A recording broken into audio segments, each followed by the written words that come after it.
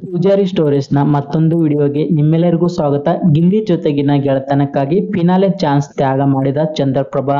Big Boss ಮನೆಯಲ್ಲಿ ಸಂಬಂಧಗಳಿಗಿಂತ ಆಟ ಮುಖ್ಯ ಎಂಬುದು ಸ್ಪಷ್ಟ. ಆದರೆ ಚಂದ್ರಪ್ರಭಾ ಅವರು ಗಿಲ್ಲಿಯೊಂದಿಗಿನ 6 ವರ್ಷಗಳ ಗೆಳೆತನಕ್ಕಾಗಿ ತಮ್ಮ ಆಟವನ್ನು ತ್ಯಾಗ ಮಾಡಿದ್ದಾರೆ. 3ನೇ ವಾರವೇ ಎಲಿಮಿನೇಷನ್ ಭೀತಿ ಇರುವಾಗ ಈ ನಿರ್ಧಾರ ಸರಿಯೇ? ಗೆಳೆತನದ ಬೆಲೆ ತೆತ್ತು ಚಂದ್ರಪ್ರಭಾ ತಪ್ಪು ಮಾಡಿದರೆ ಎಂಬ ಚರ್ಚೆ ಶುರುವಾಗಿದೆ. ಬಿಗ್ ಬಾಸ್ ಮನೆಯಲ್ಲಿ ಗೆಳೆತನ, ಪ್ರೀತಿ, ಪ್ರೇಮ, ಅಕ್ಕ ತಂಗಿ ಬಾಂಧವ್ಯ ಹೀಗೆ ಯಾವ ಸಂಬಂಧಗಳು ಕೆಲಸಕ್ಕೆ ಬರುವುದಿಲ್ಲ. ಅಲ್ಲೇನಿದ್ದರೂ ಆಟ ಆಡಬೇಕು, ಗೆಲ್ಲಬೇಕು. ಜನರಿಗೆ ನಿಮ್ಮ ಆಟ ಇಷ್ಟ ಆದರೆ ಮಾತ್ರ ನಿಮಗೆ ಹೆಚ್ಚು ವೋಟ್ ಬೀಳುತ್ತದೆ. ಅಲ್ಲಿ ಸಂಬಂಧಗಳಿಗೆ ಹೆಚ್ಚು ಬೆಲೆ ಕೊಟ್ಟರೆ ಮುಂದೊಂದು ದಿನ ಅದು ಅವರದ್ದೇ ಆಟವನ್ನು ನುಂಗಿ ಹಾಕಿ ಬಿಡುತ್ತದೆ. ಹೇಗಿದ್ದರೂ ಚಂದ್ರಪ್ರಭಾ ತಪ್ಪೊಂದು ಮಾಡಿದ್ದಾರೆ. ಇದು ಚರ್ಚೆಗೆ ಗ್ರಾಸವಾಗಿದೆ. ಬಿಗ್ ಬಾಸ್ ಮನೆಯಲ್ಲಿ 3ನೇ ವಾರವೇ ಒಂದು ಫಿನಾಲೆ ನಡೆಯುತ್ತಿದೆ. ಈ ಫಿನಾಲೆಯಲ್ಲಿ ಒಂದಷ್ಟು ಮಂದಿ ಔಟ್ ಆಗೋದು ಪಕ್ಕಾ. ಈಗಾಗಲೇ ಕಾಕ್ರೋಚ್ ಸುದಿ, ಅಶ್ವಿನಿ ಗೌಡ, ಸ್ಪಂದನ ಸೋಮಣ್ಣ, ಮಾಳು ನಿಪ್ನಾಳ್ ಫಿನಾಲೆ ತಲುಪಿದ್ದಾರೆ. ಉಳಿದ ಸ್ಪರ್ಧಿಗಳಿಗೆ ಫಿನಾಲೆ ತಲುಪಲು ಬಿಗ್ ಬಾಸ್ ಅವಕಾಶವೊಂದನ್ನು ಮಾಡಿಕೊಟ್ಟಿದ್ದಾರೆ. ಈ ವೇಳೆ ಚಂದ್ರಪ್ರಭಾ ಅವರು ಗಿಲ್ಲಿ ನಟನಿಗಾಗಿ ಆಟ ತೊರೆದರೆ ಎನ್ನುವ ಪ್ರಶ್ನೆ ಮೂಡಿದೆ. ಮ್ಯೂಸಿಕ್ ಚೇರ್ ಮಾದರಿಯಲ್ಲೇ ಒಂದು ಟಾಸ್ಕ್ ನೀಡಲಾಗಿತ್ತು.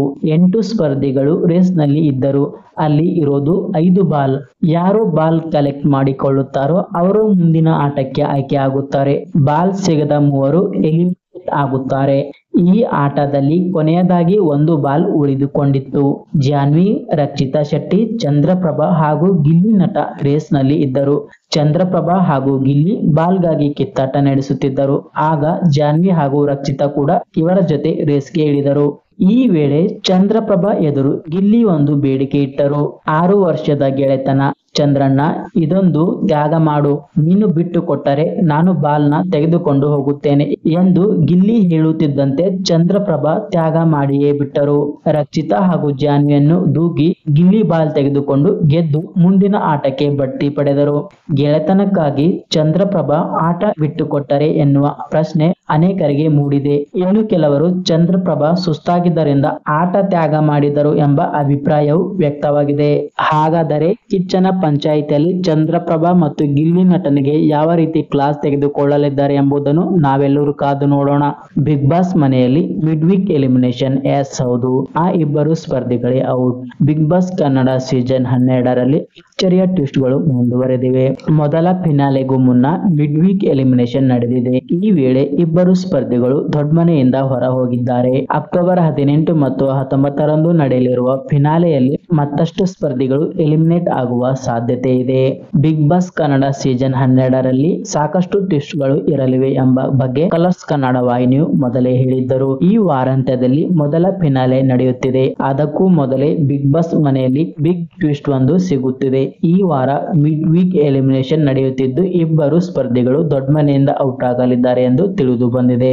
ಬಿಗ್ ಬಾಸ್ ಫಿನಾಲೆ ಅಕ್ಟೋಬರ್ 18 ಮತ್ತು 19ರಂದು ನಡೆಯಲಿದೆ. ಇದು ಕನ್ನಡದ ಪಾಲಿಗೆ ಹೊಸ ಪ್ರಯೋಗ. ಸದ್ಯ ದೊಡ್ಡಮನೆಯಲ್ಲಿ 17 ಮಂದಿ ಸ್ಪರ್ಧಿ ಇದ್ದು ಇವರಲ್ಲಿ ಇಬ್ಬರು ಸ್ಪರ್ಧಿಗಳು ವಾರದ ಮಧ್ಯೆ ಹೊರ ಹೋಗಲಿದ್ದಾರೆ ಎಂದು ಹೇಳಲಾಗುತ್ತಿದೆ. ಆ ಬಳಿಕ ವಾರಾಂತ್ಯದಲ್ಲಿ 4 ರಿಂದ 5 ಜನ ಔಟ್ ಆಗಬಹುದು ಎಂದು ಹೇಳಲಾಗುತ್ತಿದೆ. ಸೋಷಿಯಲ್ ಮೀಡಿಯಾದಲ್ಲಿ ಸೋರಿಕೆ ಆಗಿರುವ ಮಾಹಿತಿ ಪ್ರಕಾರ ಬಿಗ್ ಬಾಸ್ ಕನ್ನಡ ಸೀಸನ್ 12ರ ಮಿಡ್ ವೀಕ್ ಎಲಿಮಿನೇಷನ್ ನಲ್ಲಿ ಸತೀಶ್ ಹಾಗೂ ಮಂಜು ಭಾಷಿಣಿ ಔಟ್ ಆಗಿದ್ದಾರಂತೆ. ಈಗಾಗಲೇ ಫಿನಾಲೆಗೆ ಸ್ಪರ್ಧಿಗಳು ಆಯ್ಕೆ ಆಗಿದೆ. ಕಾಕ್ರೋಚ್ ಸುದಿ, ಅಶ್ವಿನಿ ಗೌಡ, ಮಾಳು ನಿಪ್ನಾಳ್ ಮತ್ತು ರಾಶಿಕಾ ಫಿನಾಲೆಯಲ್ಲಿ ಸ್ಥಾನ ಪಡೆದಿದ್ದಾರೆ. ಇನ್ನು ಕೆಲವರು ಫಿನಾಲೆಯಲ್ಲಿ ಸ್ಥಾನ ಪಡೆಯುತ್ತಾರೆ ಎಂಬುದನ್ನು ನಾವೆಲ್ಲರೂ ಕಾದು ನೋಡಬೇಕಿದೆ. ಫಿನಾಲೆಯ ವಿವರ ಹೇಳಬೇಕಾದರೆ ಅಕ್ಟೋಬರ್ 18 ಮತ್ತು 19ರಂದು ಬಿಗ್ ಬಾಸ್ ಕನ್ನಡ ಸೀಸನ್ 12ರ ಮೊದಲ ಫಿನಾಲೆ ನಡೆಯಲಿದೆ. ರಾತ್ರಿ 8 ಗಂಟೆಯಿಂದ 11 ಗಂಟೆಯವರೆಗೂ ಶೋ ಪ್ರಸಾರ ಕಾಣಲಿದೆ. ಈ ಸಂದರ್ಭದಲ್ಲಿಯೂ 4-5 ಎಲಿಮಿನೇಷನ್ ನಡೆಯುವ ಸಾಧ್ಯತೆ ಇದೆ ಎಂದು ಹೇಳಲಾಗುತ್ತದೆ.